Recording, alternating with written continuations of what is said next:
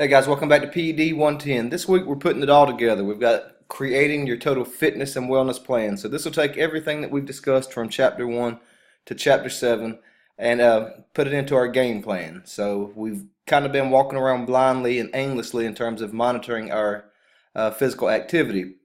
And I won't change that process, but this chapter goes over what it takes to put all of those components together so you can actually create a workout plan or a wellness plan.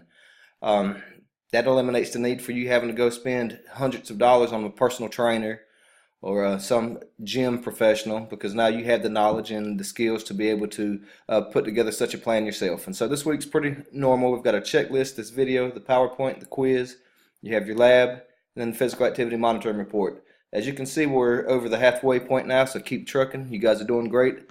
As always, I'm here for you if you need me. Take care and have a great week.